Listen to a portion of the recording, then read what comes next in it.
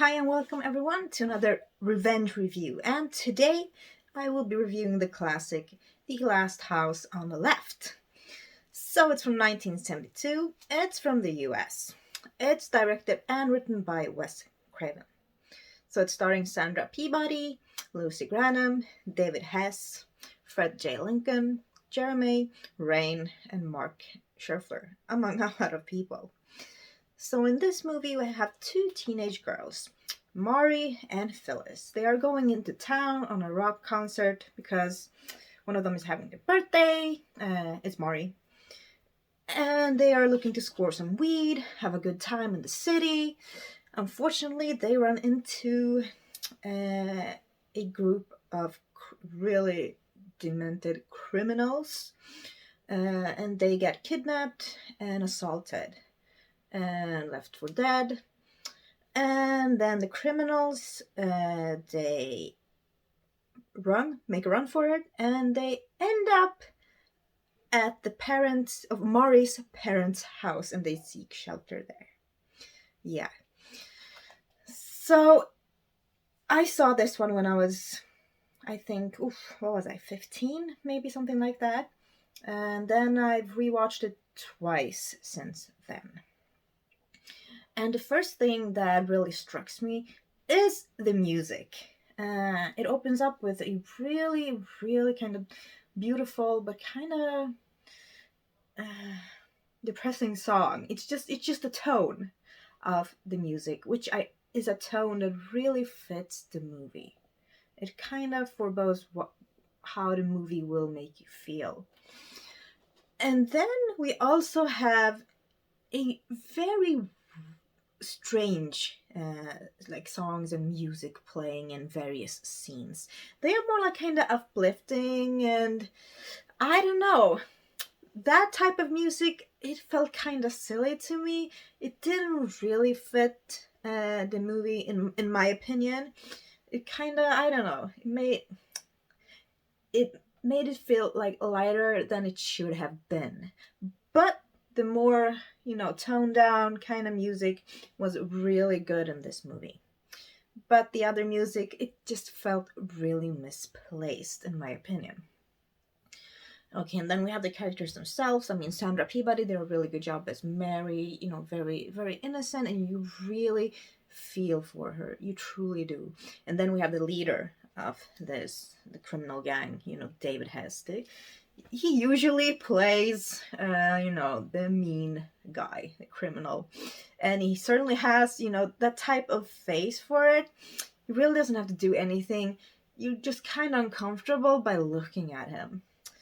And yeah, he does a really good job in this one. And I think so does all of the other members of the gang. Because we also have the girl Sadie, we have another man Fred, and we have Junior.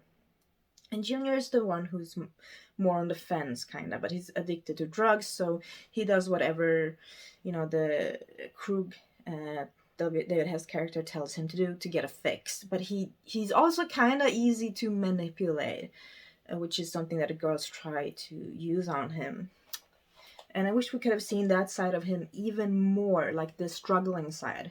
Like, he knows that what they're doing are wrong, but, yeah, I wished we could have seen that struggle even more.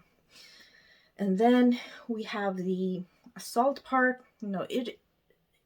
All the scenes in the forest are really hard to watch. Because, we have David Hess, and they are very sadistic. You can see that they are doing this out of pleasure. It's not that they have to do it, it's they want to do it, and they are having fun. They're making these girls, they humiliate them, they do a lot of awful things to them. But there is one shot in this movie which I think is really important and a really amazing shot, and it's right after an assault has happened. David Hess and all of the others, they kind of look at each other in disgust. They have like a silent moment, but they look at each other and themselves, they kind of feel disgusting for what they just did. It's a brief moment, but it's a very powerful moment, because even though, what they did are horrible, no excuse for their behavior at all, it's just, it kind of portrays them in a somewhat of a human way in a few seconds. And I think that was a really smart shot to have in the movie. But that goes away kind of quickly, but yet it kind of lingers on for a while.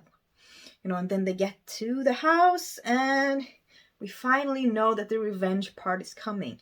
But that is done kind of quickly. I wish that they'd drawn out everything even more. Yeah.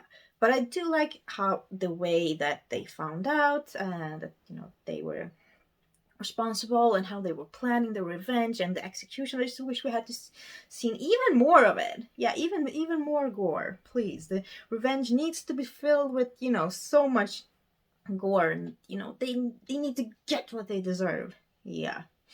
But overall, I do like the story. I like that they end up at Mary's parents' house, and this story, it's kind of based off, or feels very much like Ingmar Bergman's The Virgin Springs, because it has the exact same format. A young girl gets assaulted, and then the perpetrators end up at the house of the girl. But this one is of course much more brutal, and it kind of Wes Craven style, early style, and I think he did a really good job with this one. Definitely one of my favorite rape revenge movies. So here is my edition of it. Yes, it says uncut version of the original 1970s classic. And I love this line, to avoid feigning, keep repeating, it's only a movie, only a movie, only a movie, only a movie, and it keeps on going. And here is the disc. Yes, I've lined it right. And do we have any? Not that I can see, but yeah, I like this edition. So I am giving this one an 8 out of 10. So if you've seen this movie, which I know a lot of you probably has, please let me know in the comments what you think of the film. What is your opinion? So thank you so much for watching my review. Tomorrow or Sunday, I will be reviewing the remake of The Last House on the Left. So hope you all will have an amazing weekend, and I see you soon. Bye!